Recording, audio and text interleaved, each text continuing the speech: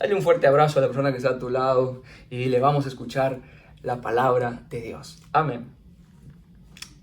Bueno, amados hermanos, esta mañana vamos a hablar acerca de un tema muy interesante. Hoy día hemos titulado Domingo de Ramos, que es un domingo muy conocido para todos, se escucha mucho, siempre en la ciudad, siempre están por ahí vendiendo unas palmas y vendiendo cosas por ahí, pero más allá de eso, es más profundo de eso lo que vamos a hablar el día de hoy. Espero que estés listo esta mañana para poder escuchar la palabra de Dios, yo sé que sí, así que vamos a abrir nuestras Biblias en Mateo capítulo 27, verso 20. Vamos a leer ahí y ahorita yo te digo cómo hemos titulado el día de hoy esta charla que vamos a tener.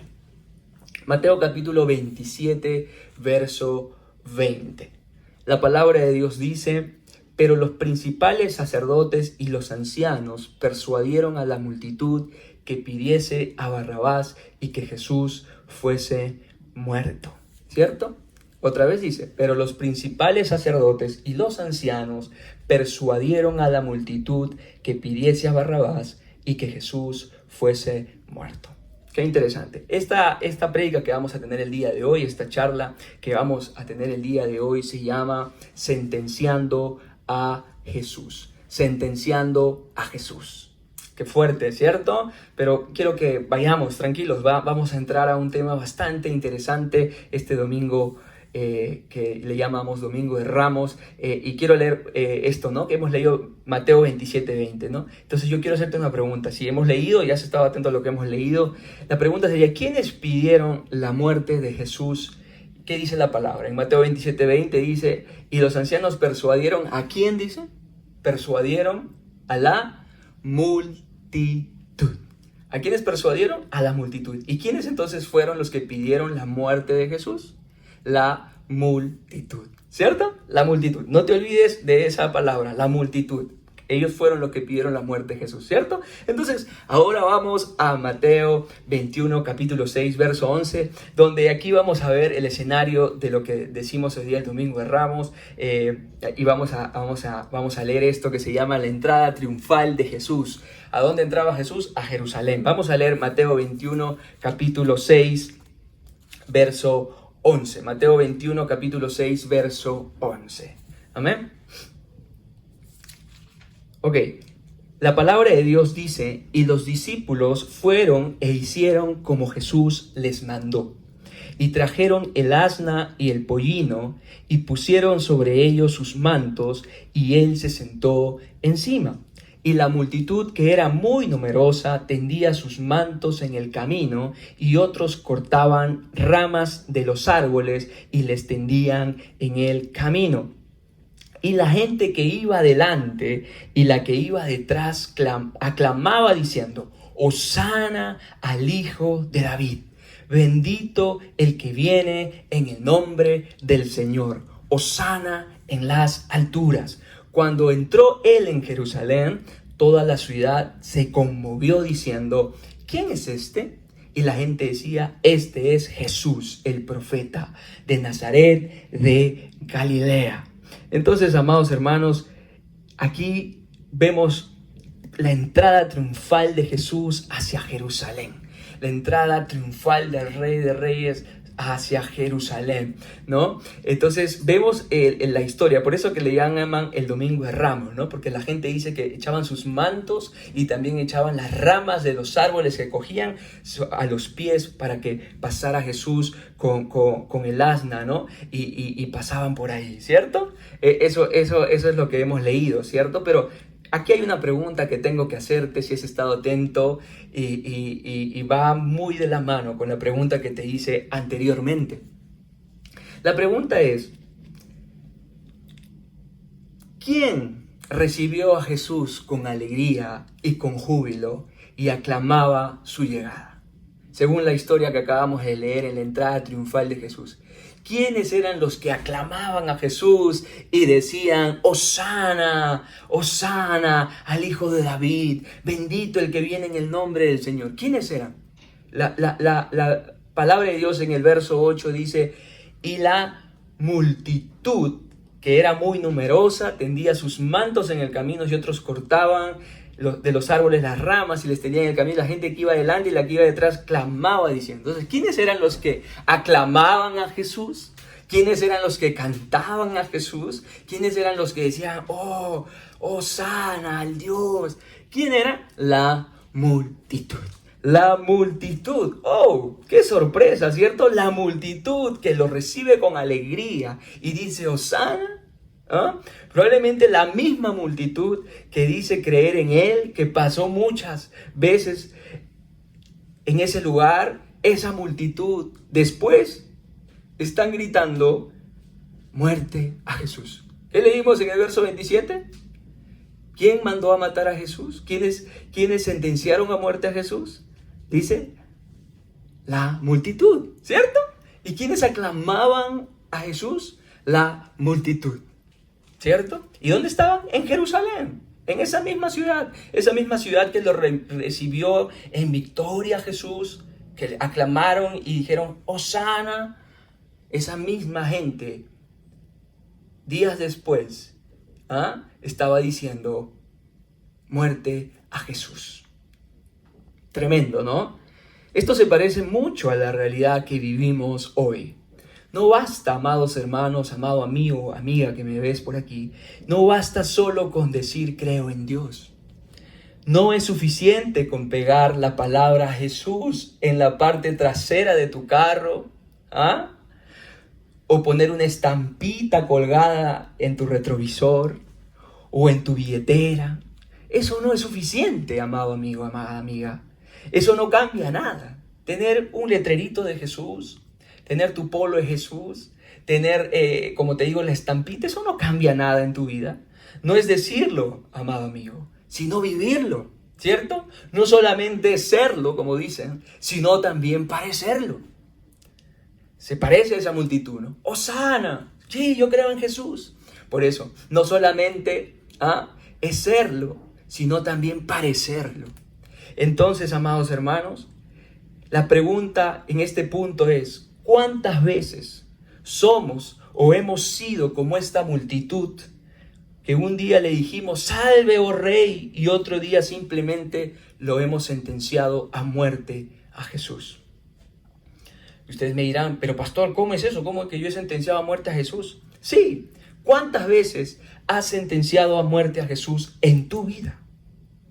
¿Cuántas veces has sentenciado a muerte a Jesús en tu corazón?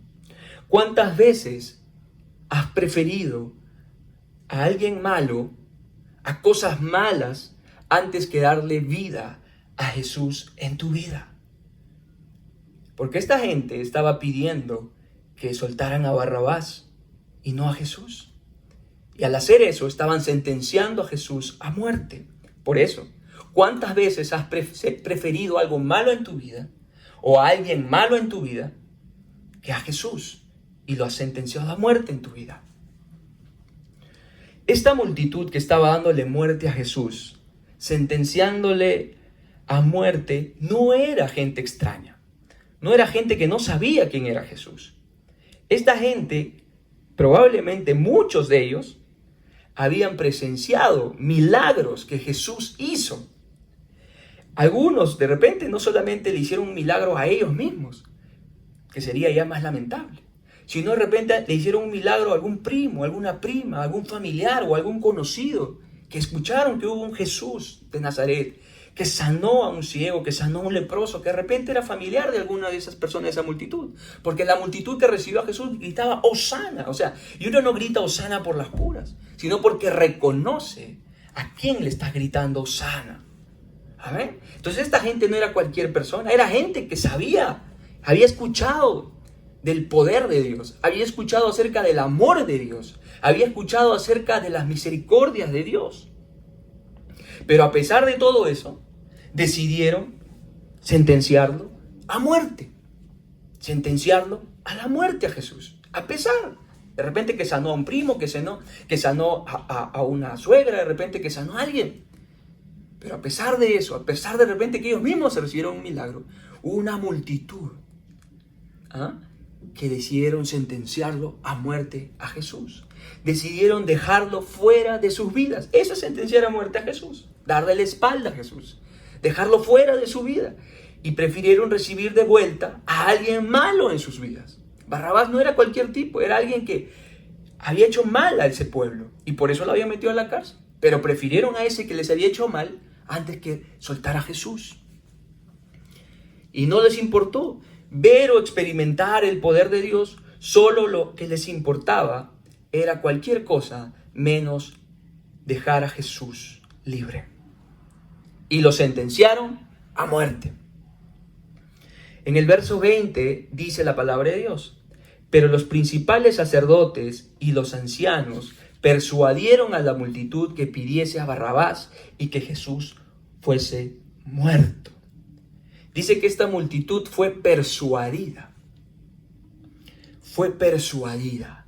Fue movida con diferentes razones. Fue convencida para que soltaran a lo malo, a su vida, y no a Jesús. ¿Cuántas veces has sido persuadido a hacer lo malo? ¿Cuántas veces te han convencido a hacer lo malo? ¿Cuántas cosas te han convencido a ti a hacer lo malo? Y has preferido soltar lo malo en tu vida antes que soltar a Jesús. Y de esa forma lo has sentenciado a muerte a Jesús. Muchas veces somos como ese pueblo, ingrato, desconsiderado, desagradecido. Y nos aferramos a los placeres que ponemos en nuestra vida. Y ponemos nuestra vista solo en esos placeres, solamente en nuestras satisfacciones que el mundo nos ofrece, y obedecemos a esa persuasión del mundo, a esas cosas que nos antoja el mundo. Obviamente sabemos que el pecado no se va a mostrar de una manera fea, desagradable. El pecado siempre promete agradar, pero sabemos cuál es el fin que ocurre con el pecado. El pecado siempre promete agradarte, pero lo único que termina haciendo siempre es destruyendo. Y a pesar de que a veces sabemos eso, nos dejamos persuadir por el mundo, por sus costumbres pecaminosas, por sus malos hábitos, y los adoptamos a nuestra vida y dejamos suelta a esas cosas malas a nuestra vida. Y preferimos esas cosas malas que satisfacen nuestra carne antes que las cosas que vienen de Dios. Aún soltamos a nuestra vida personas que sabemos que no son buenas, que no nos van a construir algo en la vida, que no nos van a ayudar a crecer, y las dejamos libres entrar a nuestro corazón, a nuestra vida, y terminamos sufriendo antes que soltar libre a Jesús en nuestra vida. ¿Te ha pasado algo así? Y soltamos aquellas cosas que nos roban la paz, que nos alejan de Jesús. Porque antes que Jesús, muchas veces, para mucha gente, antes que Jesús, primero está el dinero, primero está vivir su vida como quieren, está su orgullo, está su rencor, está su reputación. Eso es lo más importante muchas veces. Dejar libre a ello es más importante que a Jesús en tu vida. Mucha gente a veces dice esto, ¿no? De repente te va a sonar conocido, ¿no? Primero muerto, primero muerta, antes que perdonarlo a ese. Antes que dejar a mis amigos. Primero muerta o primero muerto antes que dar mi brazo a torcer. Antes que dejar mi orgullo, antes que renunciar a mi reputación. ¿Qué van a decir de mí? Primero muerto antes que dejar a mis amigos. Primero muerto antes que dejar mi jueves de patas. Aquí en Perú los jueves de patas es muy conocido, ¿no? Cualquier cosa menos eso. Cualquier cosa, métete con lo que quieras, pero menos con mi chelita, menos con mi rencor, menos con mi orgullo, menos con mi comida, menos con qué más. ¿Qué pondrías ahí? Métete con todo menos ¿con qué?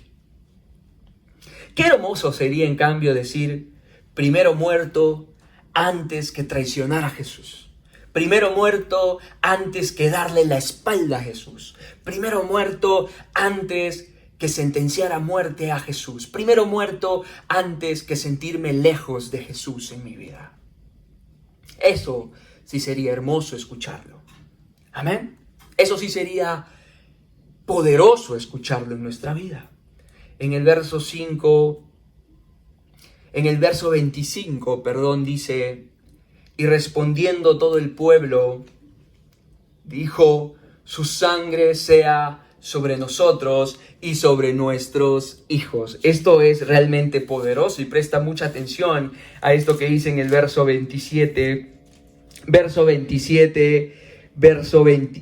capítulo 27, verso 25, ¿no?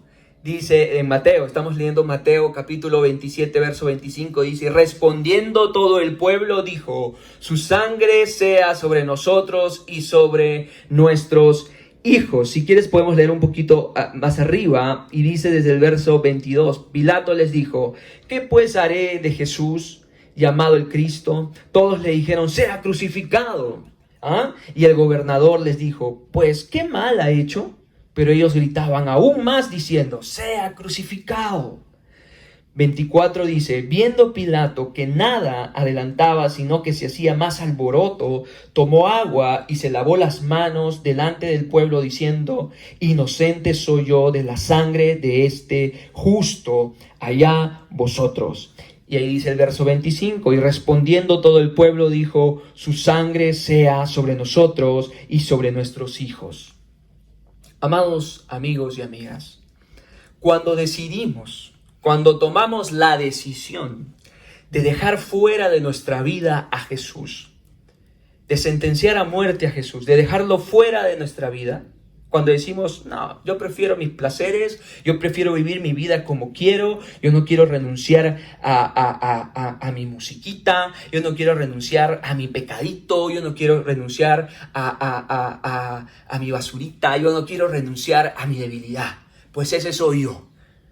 Cuando tú decides y dices eso, decides sentenciar a Jesús a muerte, decides dejarlo fuera de tu vida, ocurre algo más grande que eso. Cuando decides hacer eso, no ocurre lo que mucha gente dice. Y mucha gente, ¿qué cosa es lo que dice? Y esto he escuchado muchas veces. Dice: total, es mi vida, tú no te metas en mi vida. Total, si me voy al infierno me voy yo, no te vas a ir tú. Y eso se lo dicen de repente a sus hijos. Cuando sus hijos de repente le dicen: papá, ya demasiado. Papá, ¿cuándo vas a cambiar? Mamá, ¿cuándo vas a cambiar? Ya, tanto rencor, perdónala. O de repente un padre le dice a su hijo: hijo, ya, basta. ¿Cuándo? Y la respuesta muchas veces es: pero es mi vida, es mis decisiones, a ti no te hace nada eso, no te afecta en nada, déjame vivir mi vida, déjame hacer lo que a mí me da la gana. Esa es la respuesta que padres dicen a sus hijos, que hijos dicen a sus padres, y viceversa. Pero eso es mentira, no ocurre de esa forma, porque no se dan cuenta que las decisiones que tomamos siempre afectan a nuestro alrededor. Si mis hijos toman buenas decisiones, eso va a afectarme a mí. Me va a poner feliz. Pero si mis hijos toman malas decisiones, obviamente les va a afectar a ellos, pero también va a entristecer mi corazón y va a afectarme a mí. Y si un padre toma malas decisiones, obviamente no solamente va a afectarlo a él, sino va a afectar a su esposa, va a afectar a sus hijos, va a afectar a su familia. Y afecta a todos los que le rodean. Así que no se trata de es mi vida. Yo decido dejar fuera a Jesús y decido vivir mi vida como me da la gana. Decido hablar como quiero, decido perdonar si quiero, y si no, no. Obvio, es tu decisión. Pero toma en cuenta que eso afecta. Por eso que en el verso 25 decían: y respondiendo todo el pueblo dijo: su sangre sea sobre nosotros y sobre nuestros hijos. Ellos sabían que estaban tomando una decisión de dejar sentenciado a muerte a Jesús, y que esa sangre iba a ser contra ellos y contra sus hijos, porque sabían que esa decisión iba a afectar a su generación. Cada decisión que tú y yo tomamos afecta a nuestra generación. Decisiones que yo tomo afectan a mis hijos y a los hijos de mis hijos también. ¿Cuántas decisiones que tus abuelos tomaron te siguen afectando hoy en día a ti? ¿Cuántas decisiones equivocadas que tus padres tomaron hoy en día te siguen afectando a ti? Amén. Entonces no se trata de que yo vivo mi vida como quiero, porque es mi vida. No, porque afecta. Cuando dejamos fuera a Jesús de nuestra vida, también lo dejamos fuera de la vida de nuestra familia. También lo dejamos fuera de la vida de nuestros hijos. Si yo decido dejar a Jesús fuera de mi vida y no seguir sus pasos, no poner mi mirada en Jesús, entonces también voy a dejarlo fuera de la vida de mis hijos, porque obviamente yo no voy a hablarles de Jesús, yo no voy a compartirles de su amor, porque no lo tengo en mi vida. Obviamente. Y al no criarlos en los caminos de Jesús, de su palabra, los terminaré criando según mis costumbres, según mis aciertos, pero también según mis errores. Y se volverá un círculo vicioso donde muchas veces ellos volverán a cometer mis mismos errores. Por más que a veces le decimos, te digo esto para que no cometas los mismos errores, pero muchas veces vuelven a lo mismo y se convierte en un círculo vicioso donde hemos visto familias enteras repetir las mismas costumbres del abuelo, del padre, de la madre, una y otra vez. ¿Por qué? Porque decidieron vivir su vida como querían, pensando que no iba a afectar a nadie. Uno, amados hermanos, amigos y amigas, no se va al infierno por lo que hace, sino por lo que no hace o por lo que deja de hacer. Esto es lo que conocemos como el pecado de omisión. ¿Qué es el pecado de omisión? Saber que debemos hacer algo bueno y no lo hacemos. Por eso decimos que la gente no se va al infierno por lo que hace, sino por lo que no hace o por lo que deja de hacer. No condenamos a una generación por lo que hacemos, sino por lo que no hicimos o por lo que no estamos haciendo hoy en día. Yo no voy a condenar a mi generación por lo que hago, sino por lo que no hago. Y de repente lo que no hicimos o no hacemos es dejar que Jesús sea el centro de nuestro hogar. De repente no estamos dejando que Jesús sea la primera persona en nuestro hogar. Y eso es lo que estamos dejando de hacer. Y estamos condenando a nuestra familia a vivir sin Jesús. Porque decidimos sentenciar a muerte a Jesús y dejarlo fuera de nuestra vida. Por eso, amados hermanos, cuando no dejamos que Jesús sea el rey de nuestro hogar, cuando dejamos de enseñar el amor de Dios sobre todas las cosas, el enseñar que honrar a Dios es lo mejor que podamos hacer en nuestras vidas. Cuando dejamos de enseñar eso a nuestros hijos, los estamos condenando a una generación sin Dios. Ya dijimos, amados hermanos, no solo basta decirle a nuestros hijos que Dios existe. No solo basta con decirle a tu hijo que Dios existe y que deben creer en Dios. Hijo, Dios existe. Tienes que creer en Dios. Eso no es suficiente, sino tenemos que enseñarle la necesidad de tener una relación con Él, que debemos enseñarle que debemos juntos conocerle, buscarlo, porque ¿sabes qué? Los hijos no hacen lo que los padres decimos, sino lo que los padres hacemos. Tú de repente eres soltero y tú estás diciendo, bueno, yo no tengo hijos, ni pienso tenerlos de repente. Pero ¿a quién estás impactando con tu vida? ¿Quién te está mirando? Siempre tenemos a alguien que está mirando nuestra vida. ¿Qué ejemplo le estás dando? ¿Qué estás construyendo en la vida de ese sobrino, de esa sobrina, de ese amigo, de esa amiga? Porque ellos no van a hacer lo que nosotros decimos, sino lo que nosotros hacemos.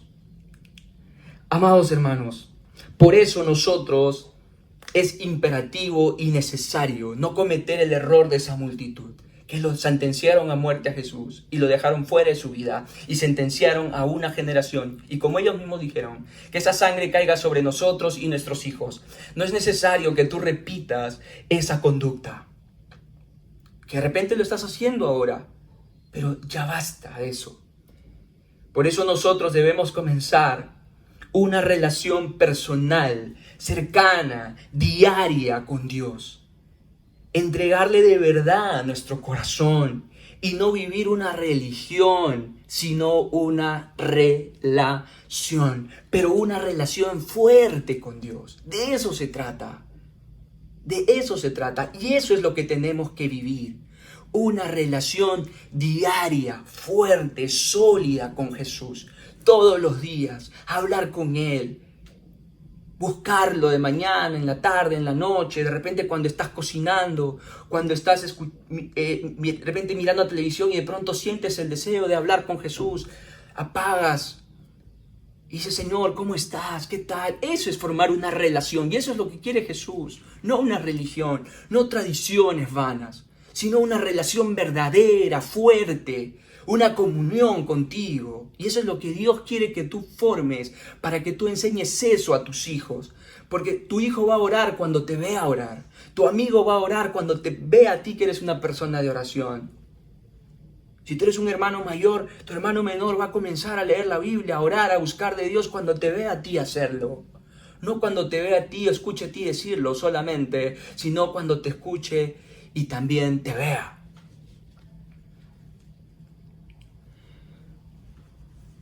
Es importante formar esa relación de una vez por todas. Estamos viviendo tiempos difíciles. Estamos viviendo tiempos donde nos damos cuenta que la fuerza humana es nada. ¿Para qué tanto dinero, riquezas de países y todo eso? Porque ahora la gente simplemente se está muriendo de decenas en decenas en el mundo entero. Lo único importante y poderoso es nuestra fe en Jesús. Nuestra confianza en Jesús, en comenzar de una vez por todas a formar una relación con Jesús. Y eso, enseñarlo a nuestros hijos. Pero acuérdate, ellos van a aprender con nuestro ejemplo. Con nuestro ejemplo. Una relación donde no haya nada ni nadie que nos persuada a dejar a Jesús, a sentenciarlo, a traicionarlo. Porque a esta multitud que recibió a Jesús con ramas, con mantos en el piso, con victoria, esta multitud que un día creyeron en el poder de Jesús, que vieron el poder de Jesús, fueron persuadidos. Pero si tú tienes una relación fuerte con Jesús, no va a haber ningún pecado que te va a persuadir a traicionarlo y a dejarlo fuera de tu vida, Jesús. No va a haber ninguna persona que va a venir a persuadirte para que tú traiciones o niegues a Jesús y lo dejes fuera de tu vida. Por eso es importante dejar que Jesús esté en nuestros hogares, dejarlo que Él forme parte real y verdadera de nuestros hogares todos los días. No matemos a Jesús en nuestras vidas, démosle libertad. Déjalo libre a Jesús en tu vida, en tu diario vivir, en tu diario caminar, en la relación con tus hijos. Dale la bienvenida y dile, Jesús, mi vida es tuya, la vida de mis hijos es tuya. Entra a mi hogar, entra a mi familia. Ven ahora, Jesús, me acabo de dar cuenta que te he sentenciado a muerte a ti en mi vida y también he sentenciado a muerte a mis hijos. ¿Por qué? Porque te saqué de mi vida y al sacarte de mi vida, te saqué fuera de la vida de mis hijos y de mi familia. Por favor, Jesús, quiero darte la bienvenida hoy a mi vida y también a la vida de mi familia.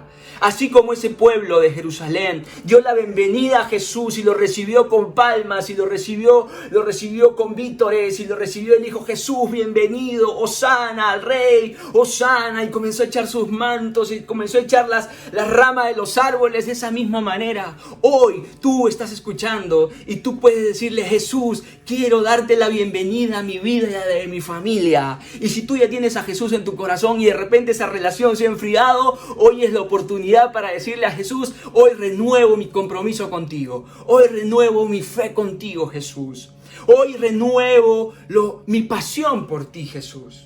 Y si tú nunca le has dado la bienvenida a Jesús a tu vida y nunca le has dejado entrar a tu Jerusalén, a tu corazón y al corazón de tus hijos, Hoy es el momento. Hoy es el día para que tú le digas: Jesús, bienvenido. Jesús, entra con victoria a la vida de mi familia. Te necesitamos, Jesús, con todo nuestro corazón. Gracias, Padre, por darme la oportunidad de esta mañana escuchar esta palabra. Este es el momento, hermanos. Hoy es el día. Hoy es el día. Esta semana vas a ver películas de Semana Santa que van a mover tu corazón. Probablemente. Pero hoy empieza el cambio para ti y tu familia. Es importante que tú esta mañana tomes la decisión de darle la bienvenida a Jesús a tu vida y no más sentenciarlo a muerte a Jesús, como lo hizo esa multitud. Como te dije, no solamente se trata de creer en Jesús, sino de creerle a Jesús. Y eso significa vivir una vida que le agrada a Jesús. Todos. Amén. Entonces, amado hermano, dale la bienvenida a Jesús a tu casa. ¿Cómo hago eso, pastor? Es muy sencillo. Y voy a ayudarte en esto y quiero que me acompañes en esto. Amén. ¿Quieres darle la bienvenida a Jesús en tu vida? ¿Tú que me estás escuchando? ¿Quieres dejarlo entrar a Jesús como el Rey de Reyes de tu vida, de tu corazón? Es muy sencillo. Primero, ¿crees en Jesús? ¿Crees que Él es el Salvador? ¿Crees que Él tiene el poder? Si lo crees, entrégale tu vida a Jesús. Dile: Señor Jesús, te entrego mi corazón, te entrego mi vida. Te pido me perdones por todos mis pecados. Ahora mismo, dile al Señor eso en tu corazón. Y el Señor te va a recibir. Y Él va a entrar a tu corazón. Y te va a hacer su hijo. Porque Dios quiere que seas su hijo. Por eso estás escuchando este mensaje. No es casualidad que lo estés escuchando. Dios quiere comer, cenar contigo y con tu casa. Quiere bendecir tu vida y la de tu familia. Entrégale tu corazón. Cuando tú lo haces, vas a entregarle a Jesús también tu generación. Vamos a orar. Amado Dios, te doy gracias en esta mañana por tu palabra. Te doy gracias, Señor, por permitirme darme cuenta que con mis acciones muchas veces te he sentenciado a muerte y te he dejado fuera de mi vida. Y he dejado libre al pecado en mi vida. He dejado que entren a mi vida cosas que no son agradables a ti y simplemente que me han hecho daño y me han robado. Y te pido que me perdones, Señor. En esta mañana yo te quiero entregar mi corazón. Te quiero entregar mi vida y lo hago, Padre. Te entrego mi corazón. Te entrego el corazón de mi familia. Te doy la bienvenida a mi hogar. Te doy la bienvenida a mi corazón. Te recibo como mi Señor, como mi Salvador, como el Rey de Reyes, amado Jesucristo. Gobierna mi vida y la de mi familia. Te lo pido en el nombre de Jesús, mi Dios eterno. Sé tú el dueño de todo en mi vida y mi familia. Padre, te lo pido en el nombre de Jesús. Amén, amén y amén. Que Dios te bendiga muchísimo y nos seguimos conectando en esta semana y mantente atento a las redes. Gracias a todos los que se han conectado en vivo y si no, también puedes ver esto en nuestro canal de YouTube. Que Dios te bendiga muchísimo. Bendiciones.